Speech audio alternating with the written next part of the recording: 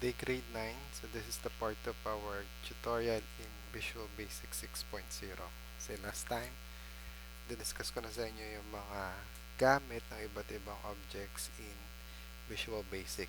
Okay, so and also we can edit or write a code in Visual Basic using Microsoft Excel. Okay, kasi sa Microsoft Excel, pwede tayo mag-code using Visual Basic under its macros. Okay. So again, to access the Visual Basic Editor, kailangan nyo pumunta ng Developer tab. Okay, so sa previous naman na video natin, diniscuss ko na kung paano nyo i-activate or iso-show sa ating tab itong Developer. Okay?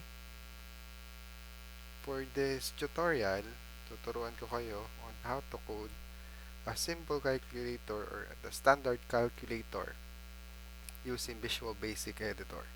Okay? So I have here, so from the Developer tab, click ko lang yung Visual Basic under the Code group.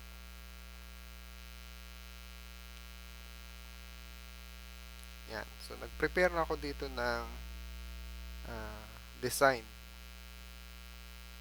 So design ng isang simpleng standard calculator wherein yung mga numbers natin ay present. So from 0 to 9. And then the operations, divide, multiplication, subtraction, addition. Okay? And some special buttons such as clear, positive, negative, tsaka yung back button. And pinaka-importante ito equal sign. Okay? Bago muna tayo mag-code, kailangan muna natin i-analyze, consider yung mga dapat natin tandaan bago natin i-code. Okay? So as we can see, hindi katulad ng mga nauna natin na mga examples where there are 2 or 3 input boxes or 2 input boxes and 1 output box. So dito, isa lang. Okay? So ibig sabihin yan, so lahat ng codes ay dito mapapapunta. So isa lang. So yung input natin, tsaka output, iisa ang gagamitin. Hindi gaya ng nauna natin na example. Okay. So para magawa yun, so kailangan kasi pag nag-click tayo ng number,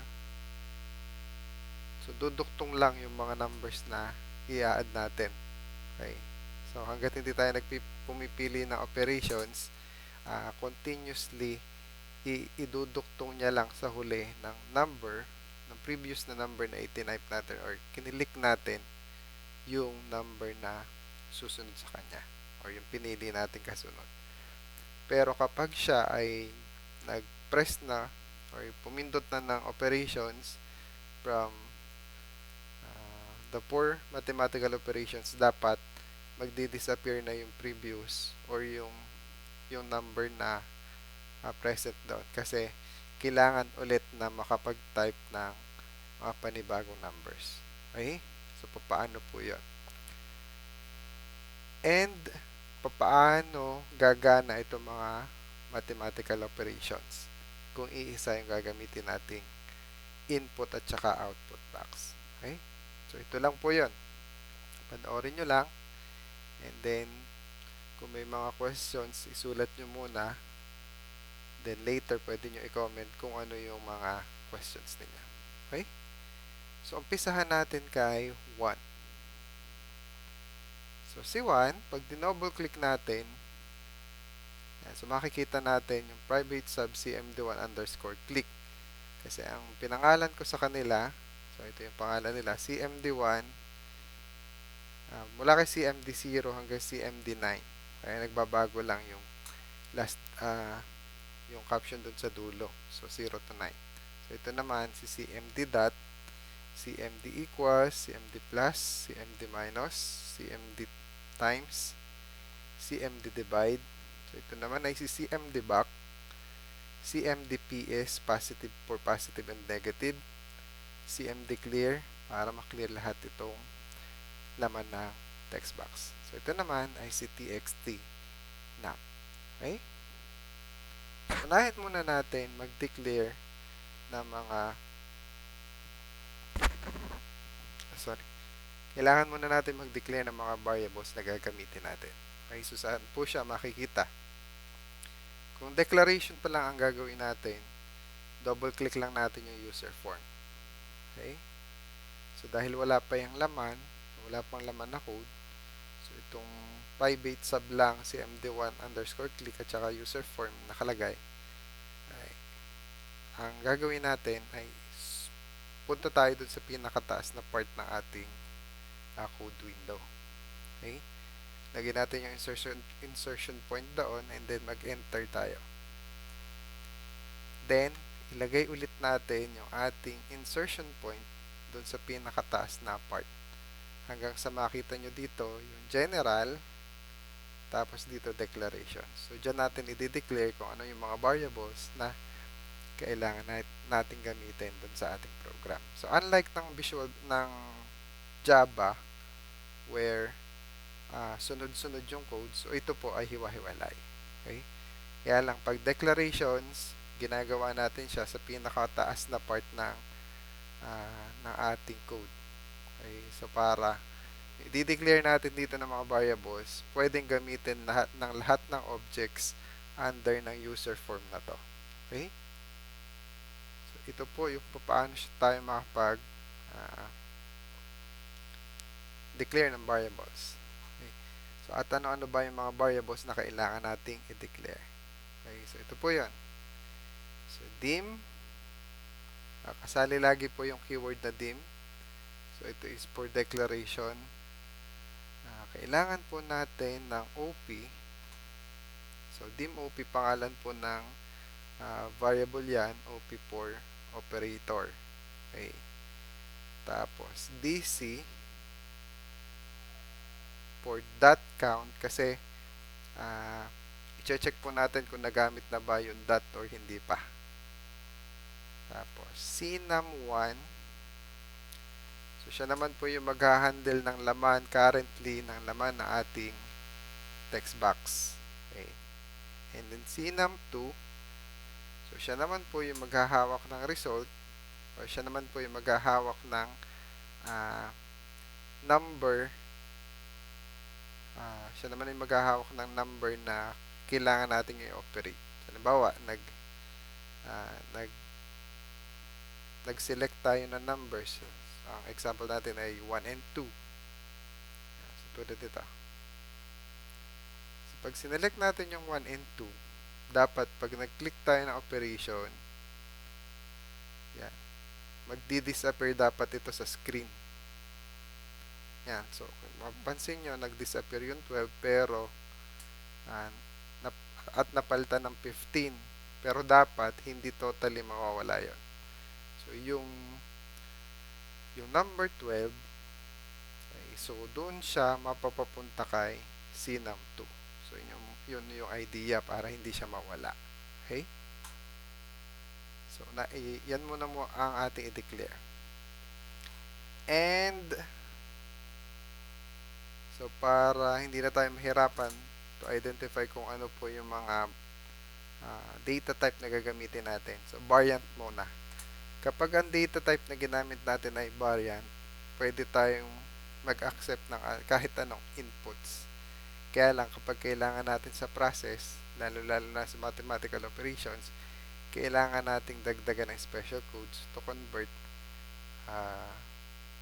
the string data type into its proper data format para magamit sa operations. Okay? So, as of now, ito lang po muna yung ating i-declare. Then, sa susunod, subukan natin yung iba.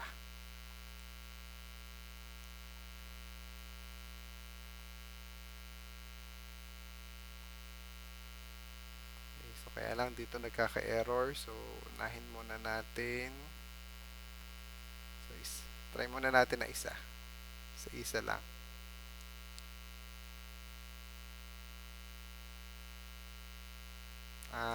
Okay.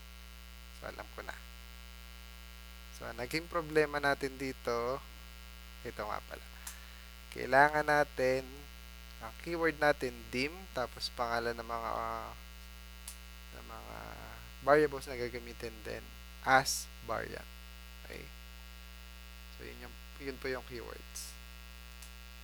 Now, so balik tayo dito sa ating calculator. So, since nakapaglagay na tayo ng mga operations, yung iba na variables mamaya natin i-declare.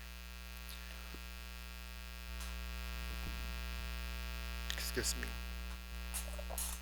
Okay. So, unahin natin si CMD1. So, ano ba yung code na ilalagay natin dyan? So, unahin muna natin alamin ano ba yung mga pangalan ulit nito. So, ito si txtnum. Kasi lahat ng mga input dyan, mag-a-appear lang kapag kinlik natin ito. Okay. So, kasi itong txtnum, dapat hindi siya pwedeng masulatan. Katulad nito, pag nag-type ako dito, dapat hindi siya lalabas dyan. Okay. So, may property ang text box na lock. So, select lang natin yan. Then, from the properties panel, hanapin natin yung lock property. So, naka-default kasi yan sa false. Pag naka-false yan, so, set ko lang sa false. And then, nag-run tayo, pwede tayo mag-type ng kahit ano kung naka-false. Okay, which is not possible kung calculator yung ating program. Impossible, dapat makapag-type dyan. So, ang solution dyan is to lock the text box. Okay. So, again, so select the text box and then go to lock properties and set to true. So, dapat naka-true yan. Para ma-disable natin yung pagta-type.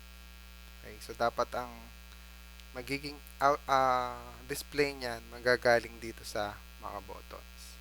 Okay? So, unahin natin si CMD1.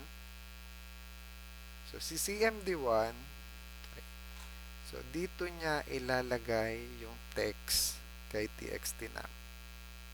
Okay? Pero bago niya ilagay kay txtnum, gagamitin muna natin yung value ni CNUM1. Okay, so bakit? Kasi so CNUM1, siya yung maghahawak ng existing na laman ng txtnum. Okay, so yun yung duduktungan niya. Kasi kung hindi natin ilalagay sa isang variable, maaring mawala or ma-overwrite yung laman nito. So magpapabago-bago lang. Example, kung nilagyan natin siya ng 1 at inira natin, so ganito lang, kahit ilang beses tayo mag-press ng 1, isang 1 lang ang lalabas dyan. Kasi so based dun sa code, every time na magkiklik, 1 lang ng 1 ang i-display niya kay txtnum. Okay, so kaya kailangan natin gamitan ito. So pwede rin na txtnum end. Gamit ng end operator dito is to concatenate or iduktong. So, ganito po yung mangyayari dyan. Okay, so, tama naman. Kaso lang, pag pumili tayo ng operations, okay, so possible maiwan or ma-retain natin yung laman na yon. Okay, so, hindi siya magdi-disappear. So, dapat kasi magdi-disappear yun. Okay? Now, balik tayo dito. So, instead na txtnum, gawin natin CNUM1. Okay? Tapos, pagkatapos ng code na to, ibabalik natin ulit. Kukunin naman ni CNUM1 yung laman ni txtnum. Para kung ano yung naging huling value ni txtnum, yun yung duduktungan nito ng 1. Okay? txt. So, binalik lang natin yung laman. And then, para yung ating insertion point ay nandun sa huli, lalagyan natin siya ng special function, txtnum.setFocus. Okay? So, ito, pwede natin kopyahin. And then, punta tayo ng user form. And then, so, from the procedure, ang select natin ay initialize. So, ibig sabihin yan, pag inulod yung user form, initially, ito yung makikita natin. So, dapat yung txtnum nakaset focus. Yung nakikita nyo nagbi-blink na line na yon, yun yung insertion point na dapat mag-a-appear dun sa ating user form. Okay? So, try nga natin i-run. So, yun na yung insertion point na andun na. Yun yung gamit ng set focus. Okay? At so, nagana na ulit. Ngayon, so, pag na-set na natin yan, so, madali lang, ika-copy and paste lang natin. Ang papalitan lang natin ay yung mga numbers na to. Papalitan natin ang number. Gagawin natin 3.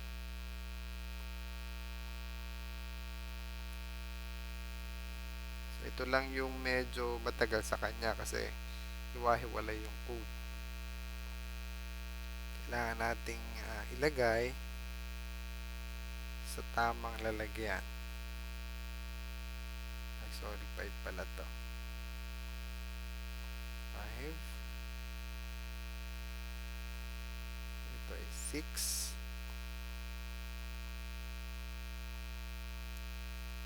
7.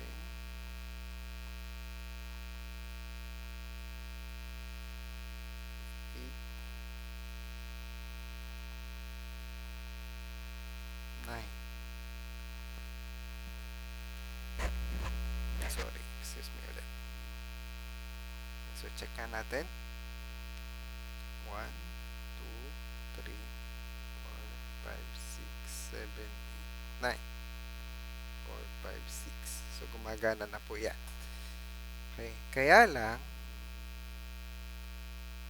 sunod natin itong si dot. Itong dot at saka 0 may special consideration yan. So, hindi natin pwedeng kopyahin basta na lang itong code nito. Although, gagana din siya. Pero meron siyang logical error pag ginaya natin yung code na to. Ito, 0. So, ganito po yan. 1, 0. So, tama po yan. Okay? Lagyan ko lang ito ng code pala. So, ang code na lang is to clear the text box. txtnum equals double quote na blanco. So, ibig sabihin yan, so, tinatanggal niya lang yung laman.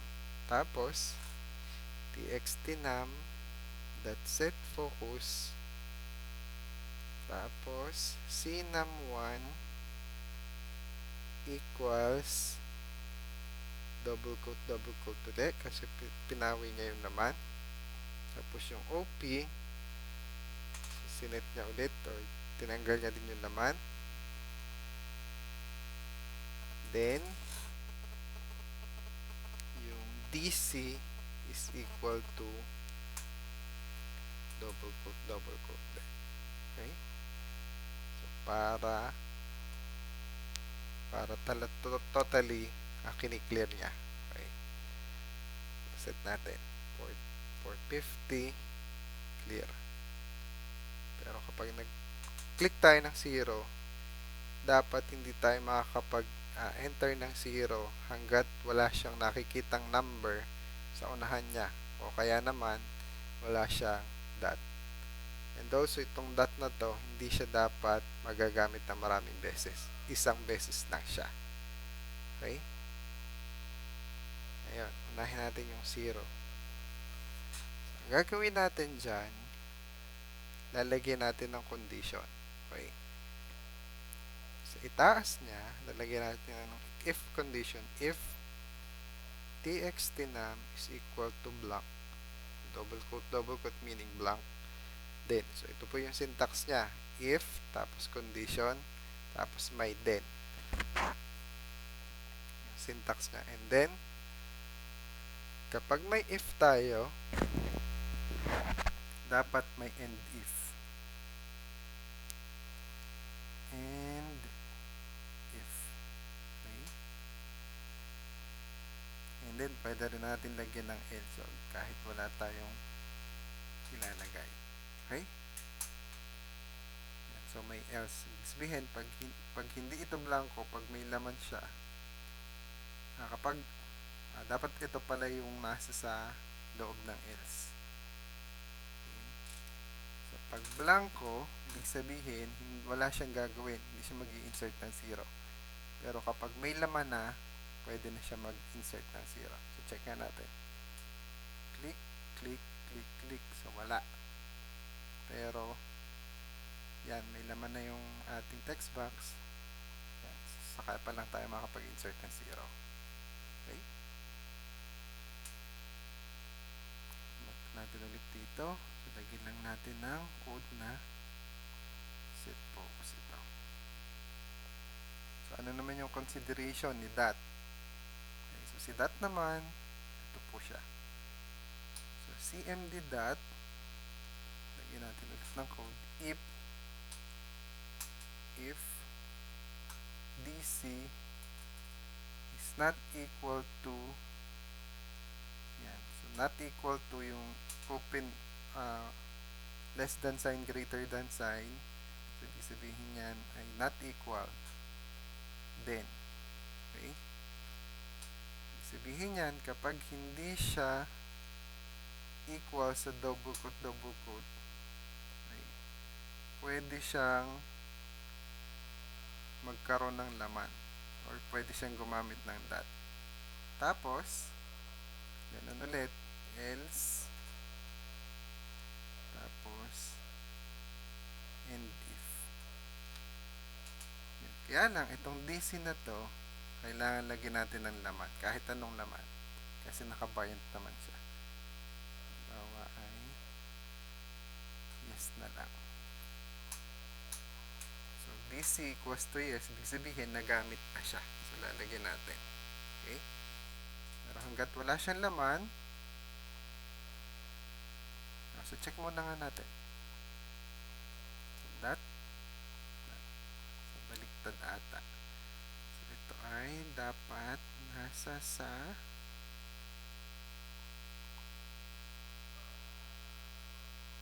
ito. Yan. Kasi naka-initialize nga pala siya sa dapat sa walang laman. So, lagyan natin dito DC is equal to double quote. Ibig sabihin, null yung DC natin, walang laman. So, check nga natin. Yan. Yan. So, nagta-type na.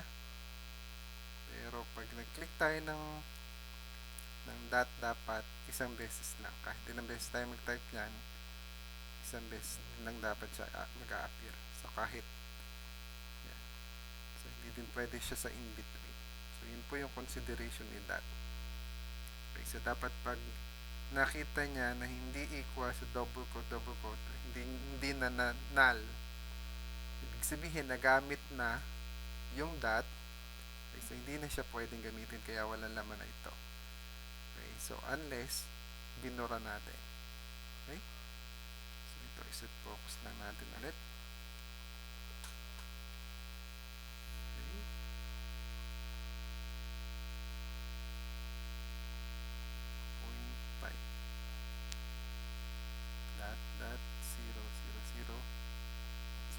Natin. So, ito namang consideration nito. So, para saan naman yung plus and minus. So, ito ay for negative and positive. Positive and negative pala. Ganito lang po siya. So, txt num is equals to cnum1. So, yun naman ang cnum.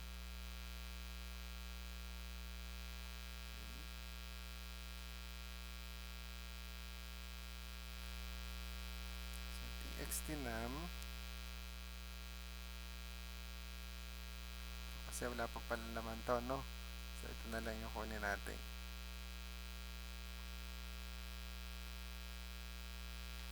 So, val, yung val na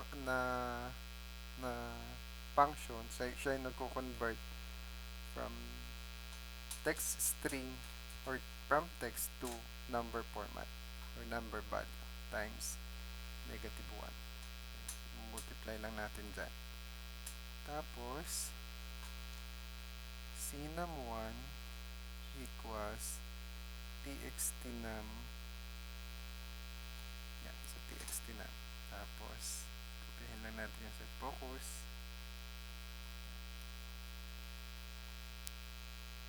So, check nga natin.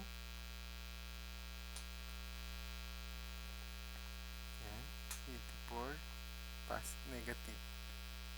Kung natin yung negative positive. Kasi gumagana na po yan. Kapag ito naman, yung ating ginamit, so ito naman po ay backspace lang. So, tinidelete na lang yung nasa sa hulihan. Okay. Click nga natin ito. So, ang gagawin lang nito ay ganito.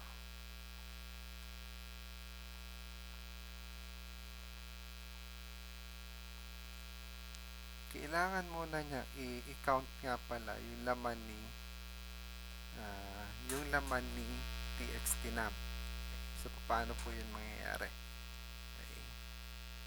Kailangan natin mag-declare ulit ng isa pang variable, which is dapat integer.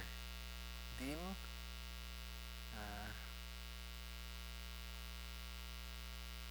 num count. So, num count for bilang ng number na nakalagay sa text box as integer. Kasi i-delete na lang yung pahuli. Ganito lang po yan. Gamitin natin si num count. Pag nag-backspace tayo, kailangan muna natin i-count yung laman ni txtnum. So, kailangan po natin ng special code na ganito. So, len, ito pong function na len, bibilangin niya lang yung text na makikita niya dito sa loob ng txtnum. Tapos, okay, so gamit ulit yung isang special function, which is the mid. So, ito naman po is to determine kung ilan yung ating ano yung ating i-display. Okay? So, ito po yung si mid. So, txtnum, okay, so yung i-display niya yung laman ni txtnum, okay, pero ay magmumula sa 1 or sa first na character na makikita niya hanggang sa bilang ni len. Okay, so tulad nito, parang medyo magulo yung example dito.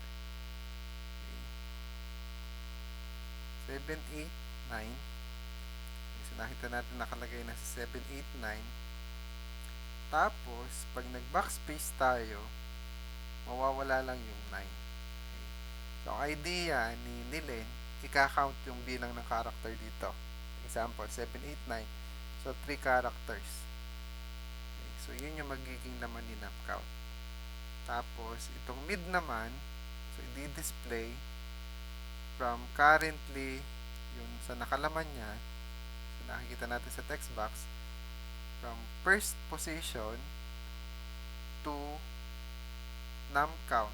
So, 3, pero maminusan natin ng isa. Okay. Ganito po yun. So, num count minus 1. Sabihin yan, okay, mula dito sa position na to, tapos ang num count natin ay 3 minus 1, pang dalawa lang. So, ibig sabihin, yung first to second position, yun lang yung ititira niya, i-display sa txtnum. Okay, so, subukan niya natin.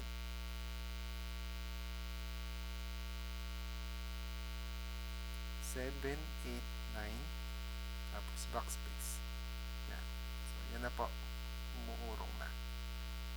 So, yun po yung kanyang gamit. Tapos, kailangan natin ulit ilagay siya sa sinum1, dated value, kasi kaya natin nilalagay yan ay para sa susunod na operations. Okay, then, txtnum, set focus. Okay.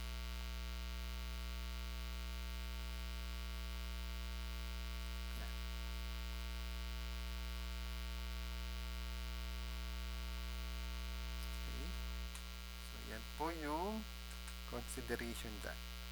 Now, paano naman pag yung nasa sa unang posisyon ay positive or negative, tsaka dot. Okay? So, dapat kasi uh, hindi siya sasama doon. Okay? So, dapat wala na matitirang operation. Okay? Consider natin yan. Lagyan natin ang condition dito. If dito sa ibabaw pala.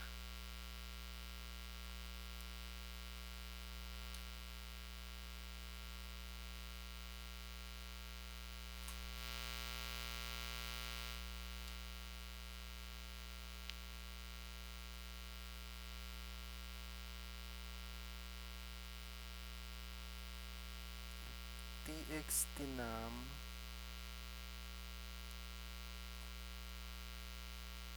mid pala natin. Mid txt num 1, 1 equals negative din. So, anong gagawin niya? Ang gagawin niya dyan, dapat kapag yung txt num count natin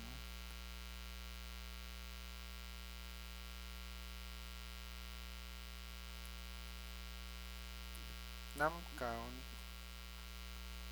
is equal to 2,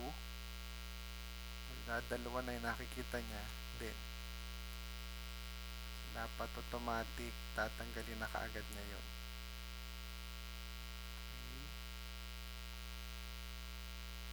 So, txt num equals blanco na kaagad. Else wala siya. Tapos end if kung wala naman ito, else end if. Ito ilagay natin siya dito.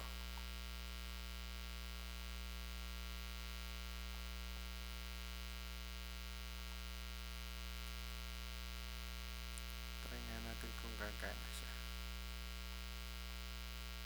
Natin. Nagka-negative dyan. Dapat after nitong 9 na ma-delete natin, dapat magkasabay na yung minus sign, yung negative sign at saka yung 8. So, hindi siya gumagana. Bakit kaya? Try nga natin. So, num count txt num.len.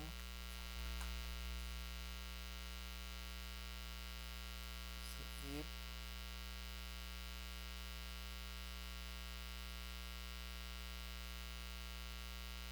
baliktad yan. So, dapat hindi na siya kasama dito.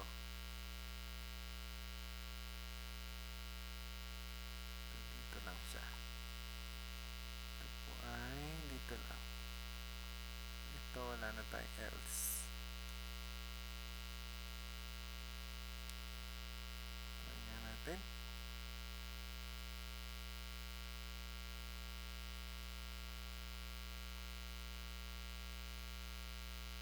Yun. Okay. Tingnan na din natin. 7, 8, 9. Tapos naging negative. So, nag-back ako. Nag-back ulit. Ngayon, dapat magkasabay na yan. Pag nag-back ulit. Okay? So, nakuha na natin yung ating consideration. Okay? So, yung pagpapagana naman itong mga operations na to, tsaka itong equal sign. So, susunod na video, mapapanood nyo na.